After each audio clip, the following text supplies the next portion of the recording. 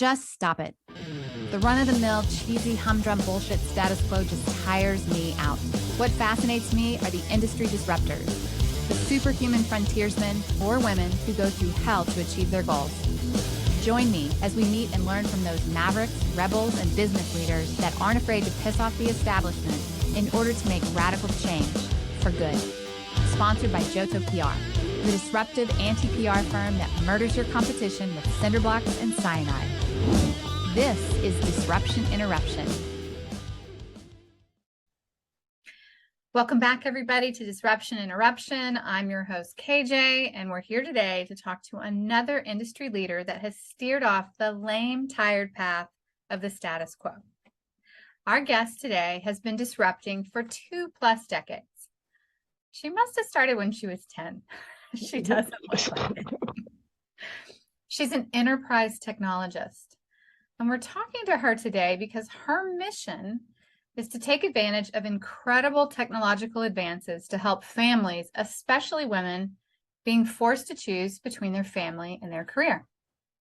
She and her team has innovated SaaS to help corporations ensure that families have options to more easily manage work and childcare.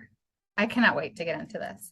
Coming to us live today from Boston, please welcome our disruptor, CEO at EnrichedHQ, Carleen Haylett. Hi. Thank you for having me, KJ. I love what you do. So I'm honored to have been asked to join you today. Oh, thank you. Thank you so much. Well, I am honored to talk to you. I love what you do. Thanks. I want to hear all about it. I just got back from Boston not too long ago, so. And you didn't call me. Well, I'm so sorry. Next time. Next time for sure. Yeah. For sure. Okay. Before we get into this whole innovation and disruption, tell me, what is your main ingredient for disruptive innovation? I think, just do it, to borrow a phrase from Nike, is we're in this really awesome place where technology is available to every regular human being, whether it be no-code development or tools that are out there in the marketplace. And, if there's a problem that you're dealing with, as I was, and it's a stick in your eye every day and a stick in the eye of everybody, being able to pull together the available advances in technology that we have today to build and deliver a solution and a company on top of that, it's there for you. Do it. Just do it. Figure it out. I sort of liken it to, should I have a baby or should I buy a house? There's never a perfect moment, right? And when you get into it and you do it, the general feeling is always, why did I wait so long? Right? Yeah. So yeah, I know very few people plan buying a house more than they plan a baby. Right? Probably. Yeah. Well, speaking of babies and having babies, let's get into the status quo between childcare and work. And what really is, what's the current landscape in corporate America? And, women are really, they're having to choose, right? Yeah, I was one of them. And I think, what I'll start with is the word childcare, which is sort of bugs me, because when folks talk about childcare, generally the vision that comes to mind is what I call the littles, right? Daycare, nanny. But in fact, I'm a parent. I have an 11-year-old son, and everything that we do as parents on their journey to become young adults is in fact childcare, right? So as they get older, in my situation, any extracurricular activities, any learnings that I want my child involved in beyond what's happening in school, those really fall under the umbrella of childcare. It takes time, money, effort to put into place. And the in corporate America today, um, HR teams and family support groups generally put in place programs that support only the little, right? It may very well be an on-site daycare or discounts to a daycare or emergency backup care. And there's this whole population, 60% of employees with kids that have kids that are older than can take care of those or take part in those benefits.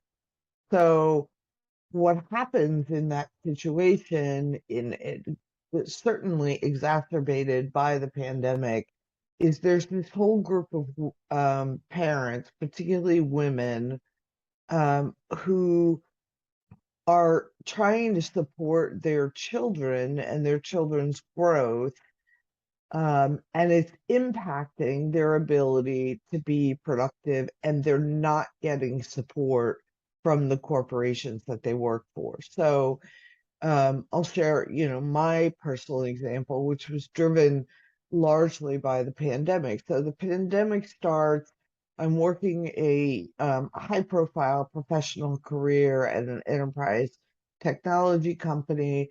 I'm now also a third grade teacher, and I'm also a human being of my own right?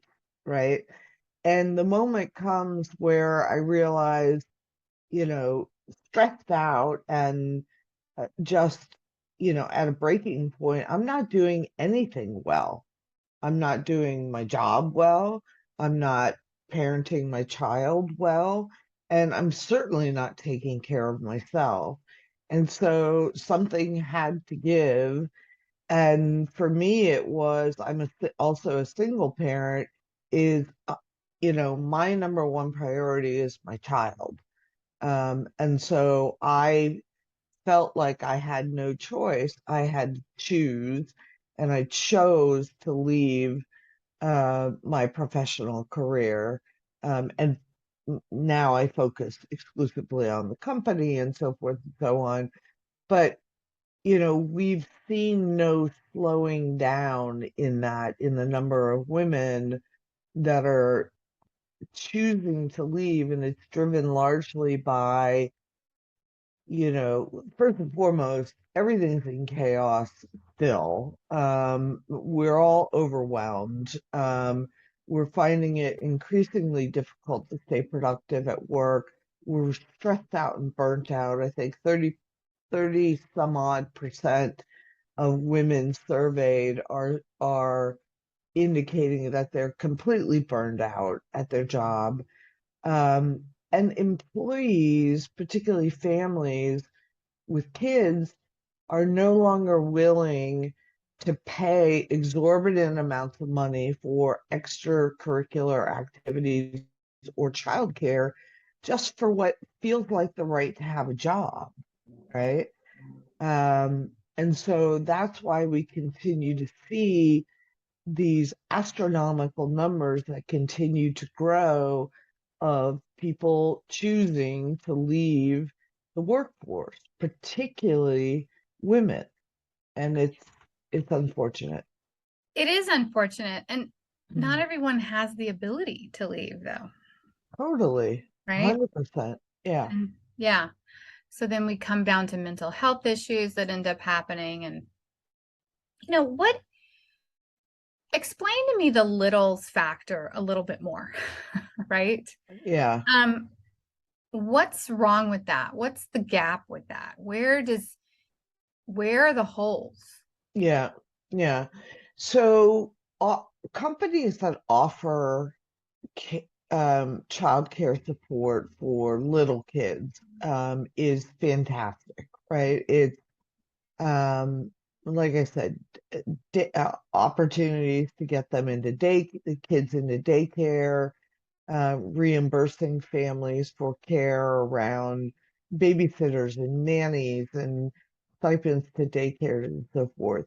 The gap, from our perspective, and we're biased, is on average in the United States, at any given company, employees that have kids, right, that need care, 60% of those employees have kids that are older than daycare years. So daycare ends at, here in Massachusetts, I think it's 2.9, and then they go off.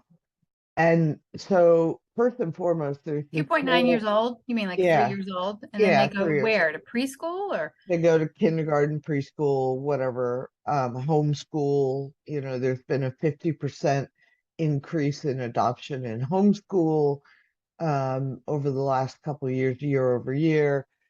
So micro schools, whatever the path is that family and child go down. But the first and foremost is there's this huge demographic in corporations where families are not getting support because the kids are older than what the benefits packages offer, I right? see.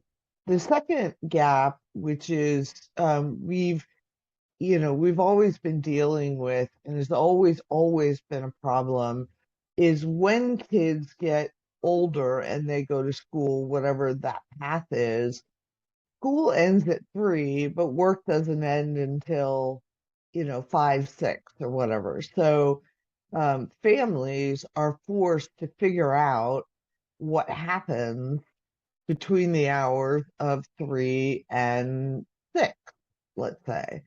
So maybe they're lucky enough that their school offers after school programs, or they're involved in sports. And then if they are involved in sports, it sort of goes down this rat hole of, well, I'm working, right?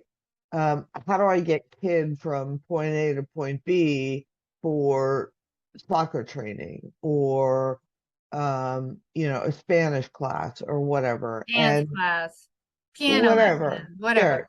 And it's disproportionately affecting women because, as we know, childcare as a whole falls largely on the shoulders of women and not men.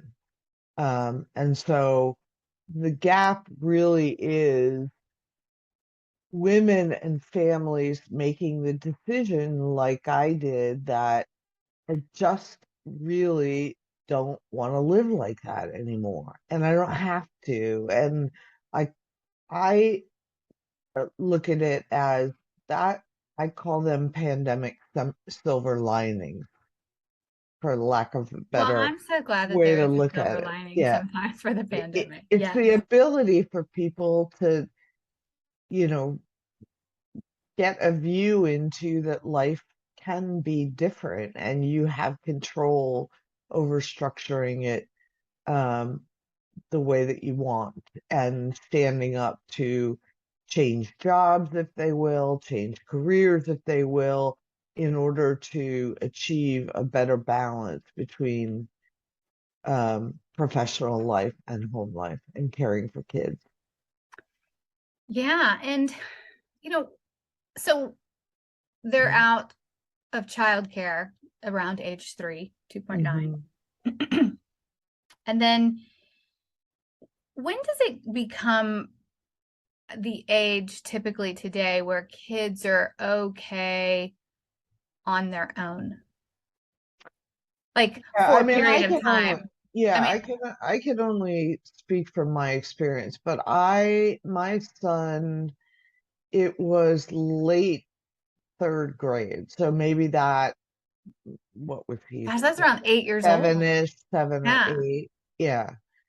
So anything prior to that, if he was involved in an activity, I'd have to be in the general vicinity. But Hmm. um, which is primarily why Enriched HQ focuses on kids that are grades 4 and up, because that's generally the point at which, children are technically savvy enough that they can engage in activities without parental intervention.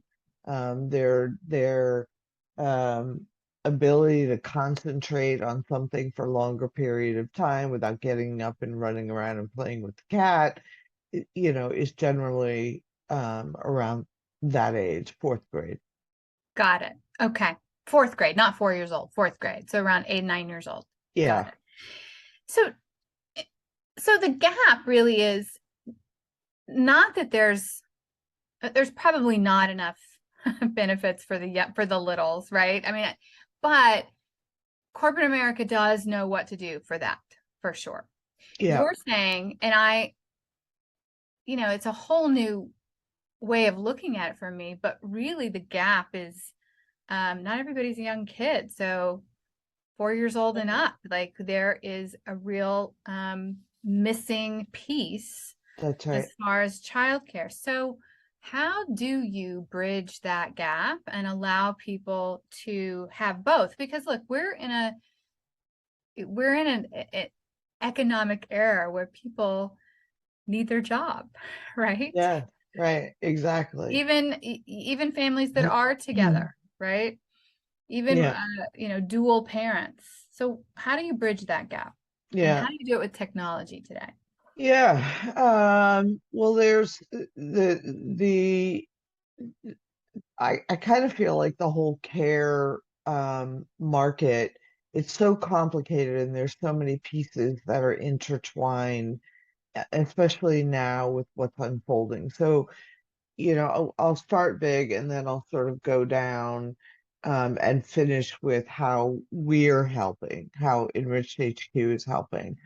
So first and foremost, there's the adoption of largely the adoption of flexibility in the workforce, right? I don't think anybody anticipated that employees would rise up in the manner that they have and demand. And I like the word autonomy versus flexibility because, really if a company says to me, we have work flexibility, but you have to be in the office every Tuesday and every Thursday. Well, that doesn't that it's to some degree that's flexible, but what that means is that I can't live where I want. I have to build my schedule around what is dictated by my employer. Tuesdays and Thursdays, I have to be in the office. And so it's a small step in the right direction, but autonomy to me really means is that, there's a mutual respect between me and my employer, and I have the autonomy to build my work structure where I'm performing at the optimal levels at work and at home, right? And if that means that I'm working from 1 a.m. to 3 a.m., so be it, right? And I don't see enough of that happening, but it we're moving in that direction. So that's one thing. The second thing is another pandemic silver lining is we're no longer constrained for extracurricular activities by geography, right? So one of the things that we learned from the pandemic is, hey, guess what? Virtual learning does work. Yay! You know what I mean? Yay! Um, and I'll give you an example because my son is also homeschooled and he's in a virtual school program, a world school they call it, and he wanted to learn how to speak Japanese. So he's in a class where his teachers are in Tokyo, right? He's doing debate classes where his teacher is in Germany, and some of the students that he's taking the class with are in the UK, some are in Scotland, some are in Arizona, some are in Singapore. Amazing.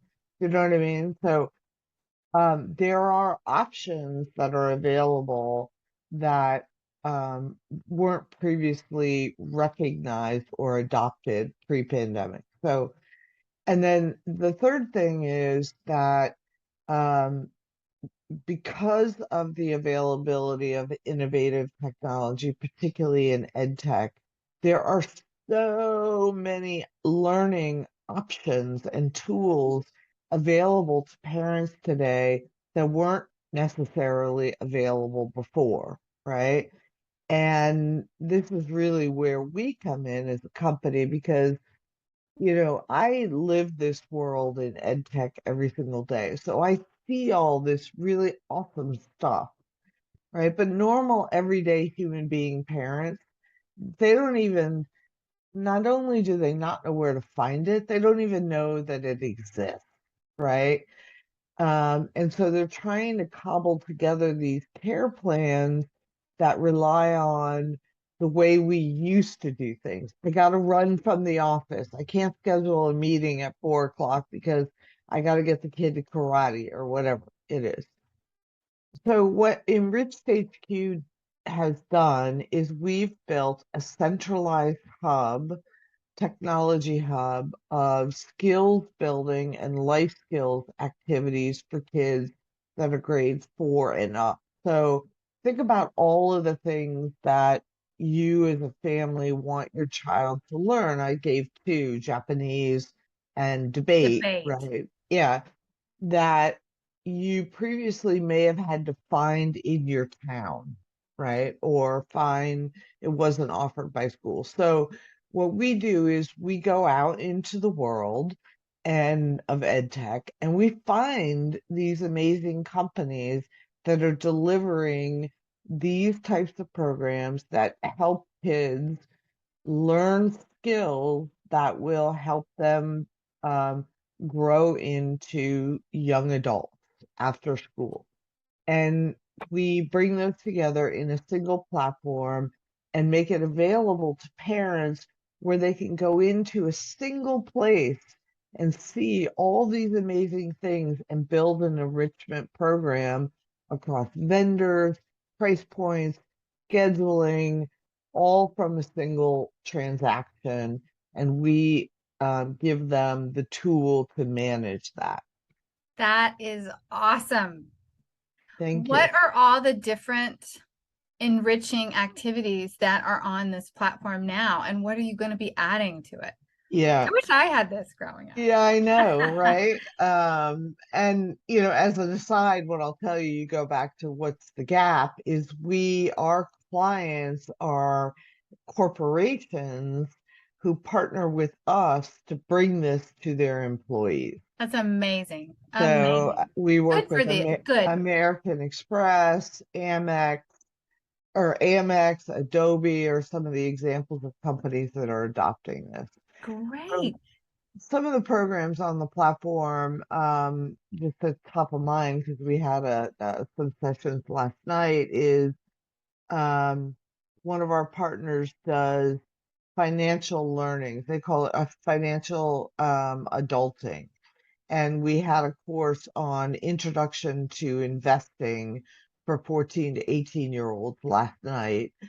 And it's really about, what are all the investment vehicles, stock market, crypto, all of those things, savings, how do they all fit together to sort of help kids understand what that investment world looks like. Um, so they also have programs on budgeting, on, we have ones that are on entrepreneur boot camps, how to start a company. We have language learning and culture. So we work a lot with one of our partners whose focus is around bilingual families. So it's not just about learning a language. There are families who are Latin American, let's say, and they want their kids to embrace the culture as well as the language. So their programs really focus around the intersection between language and culture, and we bring that as part of our platform. Um, STEM-based things, coding, and we've hosted hackathons for kids. We've done, all sorts of cool stuff that, again, normal everyday parents wouldn't even know where to find, how to find, and it's so daunting to think about, and this is where this company sprang from, is I have to sit down in front of a computer and go down the internet rabbit hole to find these things, right? Let alone figure out if it's in the right price point, that it's the right vendor, that it fits with the schedule, that it's, all of those things. And so we do all of that through our platform for the parents. What a great service. What about music? Yep, we have a really cool, happens to be one of my best friends, but runs a music and acting and dance studio here in Massachusetts, but they offer um, instrument classes, voice lessons, all sorts of stuff virtually through our platform. That is so cool. I have some disruptors to introduce to you Oh, awesome. of that are doing certain things for kids as part of their education platforms. I will refer them to you. I'd love Oh, to have love them it. for you. Yeah, Yes. awesome. Music, finance, investments in the Fantastic. metaverse, cool stuff. Yes. Awesome. This is amazing. So where you kind of touched upon your particular like crossroads, right? When did the epiphany come for you to do Enriched HQ? Yeah. Actually, it was 2 weeks before lockdown started. So, uh, which people are like, wow, not really a great time to start a business. But actually, another pandemic silver lining is it was the best time to start this company, right? Um, but as I mentioned, I'm a single parent. I live here in just outside of Boston, and I do not have a nuclear family here. Um, uh, and so for the 10 years that my child was growing up, I was really on my own and needed to craft this crazy labyrinth of care, right? Nannies, babysitters, and I traveled for work, so it involved after overnight care and somebody who could pick up from Mm, school, and I do still because, we're barely holding it together some days, but, a strong wind and the whole thing would come crumbling down. right. And, literally, everybody around me, whether it was, a two-parent family or with grandparents helping or care in place. It was the same story, right? Everybody was holding it together by toothpicks and scotch tape. And right before the pandemic, so I've been carrying this idea around with me for about 10 years from, back when my son was a little. I lived in a building in New York with a bunch of different families, and we all used to bitch and moan about the same problem, right? So knowing that this was a problem not only for me, but for everyone, and having been in enterprise technology for 25 years, I really got to my enough moment where I'm sick and tired of dealing with this. I know enough about technology and I've built technology solutions and know that this technology exists that I could get started on that path on my own, right? So it was the beginning of 2020, um, and built, a core platform myself, brought it to market, started with some partnerships. Because I've been in sales for about 15 years, have selling into Fortune 1000. I have a very strong network of executives that, I was able to reach out to and say, hey, I'm doing this. And remember all those favors I did for you over the years? Okay, well, I'm like Marlon Brando in The Godfather. Here I am. I'm back to cash in my chip, you Good know. for you. Good for you. How are you getting corporations involved, and what is the thing that they are really gravitating to? Yeah.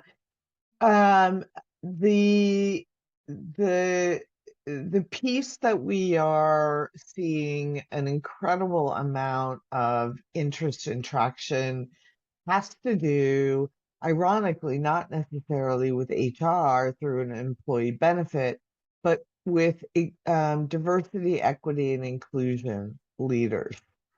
Because there is rightfully so, a massive focus and allocation of funding on programs that better support families, that better support women, the elevation and equalization of women in the workforce, and the elimination of employee attrition. So if you think about cost, just purely cost associated with an employee choosing to quit. In 2019, prior to the pandemic, that avoidable cost what to US organizations was about $1 trillion, right? And that's completely sunk cost, right? Because every time an employee leaves an organization, it flat out costs them 1.5 times that employee's annual salary, Yeah. right? So that doesn't account for getting somebody new, what that costs, or the time it takes to ramp that person up. It's just a lost cause. So if we can get those employees or play a part in those employees staying, right, with the organization through expanded family programs, expanded programs targeting supporting women, then the corporation is better off. And that's the story that we have with the diversity and inclusion executive. That is so interesting to me. I Yeah. would have not known that. Good Yeah, for and you. our program is a turnkey solution, right? So if you said to me, "Hey, I want to do this," well, it's available immediately, right? It's live, it's done. There, we can send out an email right now. So corporations are putting together these large, really high profile programs around supporting women. But this then becomes we can do something immediately, right? For That's the key. It's small immediate. dollars, Yes. right? Because people need help today, Now. right now. Yesterday. Yeah, Yes. exactly. Yes. February 20th, February 28th, 2020 is when they needed help, right? Yes. Or whatever the date was. I think it was what March. Well, I I always don't March even know. 15th is when it came into I, my mind, but maybe I that's don't, when yeah, things shut down over here. But yeah, who knows? we needed it 2 years ago. Exactly. Yes. Well, Yeah. I think that's really interesting. I'm glad corporations have that. They're looking at it from that. And it's very timely with everything going on, right? But coming in from that angle of diversity, and inclusion, um, it also makes a lot of sense. And there is a huge amount of waste. I mean, it's just lost funds when you lose someone. Yeah. I've seen those calculations and they're not pretty. And that's not even, the lost business, the lost institutional knowledge, what it costs to hire somebody, what it costs to train and put them on. I mean, it's just an exorbitant expense. And guess what? Exorbitant. It falls on the shoulders of everybody else who has to fill in that job while they're filling in. So then you get less done. I mean, it is a concatenation of ills. Yeah. Yeah. Well, it sounds like you handled the urgency of it, which is Yeah. super important. Yeah. Carleen, what do you do in your off time? I mean, you're still raising kids. Do you have any I know, crazy right? passions besides Enriched Yeah. HQ, or is this? I don't know. I'm trying I'm a foodie. I spent a couple of years traveling Italy and going to culinary school, and working as an apprentice chef. So, food is, a big part of my life. So my son and I, we have an ongoing argument about what is the best pizza. And sadly, he believes it's, I don't know if you have this where you are, but Papagino's. So we spend a lot of We have Papa time. G's, I think. Yeah. I know. we just recently came back from a trip for his birthday where the only thing was he had to go out and do a research project where he made a list of the best pizza places in New York. And we spent 3 days just going from one after the other, and to find the winner. So, How fun. Who won? Bleecker Street Pizza. Nice. Shout out to Bleecker Street. Shout out to Bleecker Street Pizza. Do you Yeah. have any cooking classes or things like that on your platform? No, but I'm on the hunt for those. There's Yeah. a couple of things. Yeah, I'm on the hunt for those. And then the other one that I'm on the hunt for, I've been talking to another vendor, is sports. People think, sports is never going to be virtual. And of course, training and stuff is not, but this company is doing some really amazing things where they're teaming up high school athletes with professional coaches, so Great. that the coaches are doing video assessment of a kid playing their sport, right? So say you're a college-bound soccer player, you can have, you know, I'm not very sporty, but one of the professional soccer coaches view a video of you playing soccer and provide feedback in that I fashion. love that. I was going to ask you about sports and those kind of extracurricular activities. I mean, that was me. I was a high school and a collegiate athlete. So I'm glad to see that you're adding that into. It doesn't seem like there is a stop as to far as what you can add into this. Yeah, I mean, it's really the way, I don't know if this is trademark infringement, but the way that I look at it is it's a live virtual version of masterclass for kids. That's super cool. I'm personally obsessed with masterclass and what they have on there, but being able to take that concept in a live interactive session way and provide learning opportunities for kids of things that they aren't getting in school. Cooking is a perfect example. Cooking, baking. I mean, When I was growing up, we had home ec. yes. They don't have Yeah. that anymore. No, They don't have that. I'm addicted to the Great British Baking Show. And then I found Oh, out they had a junior bake off, and I'm yeah, like addicted to that. yeah. But I'm like, kids would love that, right? Did you ever watch that show, Nailed It? No, Oh, you have to watch I that. have to watch It's a it. Okay, bake. I'm gonna do it. Yeah, it's I'm writing great. it down now. It's a baking show. Okay, good. It's I'll do it. it's ridiculous. It's so funny. Well, that's great positioning, and it gives people an idea, like, positioning it to masterclass so people have like some sort of like familiarity with what it's going. Mhm. I think it's great positioning. Carleen, how do people find out about you? How do they find you? Where do corporations reach out? Where do like employees reach out? Because this is also, I mean, there's two sides of the equation. Employees need to tell corporations about it. Corporations need to tell employees, you know, um, how do companies that have these platforms reach out to you? Yeah. Yeah, enrichedhq.com is probably the fastest way, and the marketplace is enrichedhqmarket.com, but you can get there from the first URL as well. So the former is really information about our company, how to email us, and contact information. Um, and then the second one, the marketplace, is the marketplace of all the activities. It's free to anybody. You can create an account. You can look at all the activities and book them. Contact information is there too. We're happy to help families. We do this all the time. Families reach out and say, I've got 3 kids. This one likes this, and this, and the other two like these things. Help me or guide me. And so we do that free of charge to families as well if they want some guidance. Um, and I'm on Twitter all the time, so you can What's your find me. handle? at Carleen Haylett. Good. To And then find me, LinkedIn, because I met you on LinkedIn, LinkedIn. yeah, LinkedIn, I'm on there. And EnrichedHQ is also at EnrichedHQ on Instagram.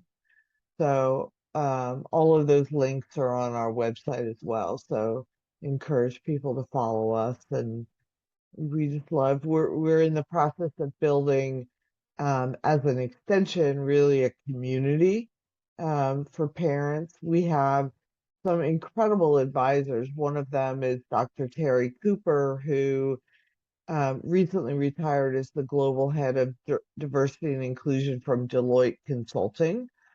And so we're going to be starting some roundtable discussions with her on how to cooperation to help women, what sort of programs work and don't work. And then we're also hosting a bunch of roundtable discussions with some of our activity partners, like sports.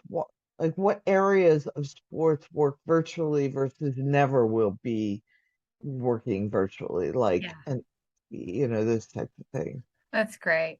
and parents. So That's reach awesome. out. We love to talk to folks. We love to talk to families who we can help better balance. I mean, we're all trying to get through the day with the least amount of drama as possible, right? And Yes, that's true. The least amount of drama. yeah, And I really, really love this. I love what you're doing for families and yeah. kids and corporations. I think you're really making it a global education for them. They have much more opportunities than they would have had just being localized. I think you've taken something that is very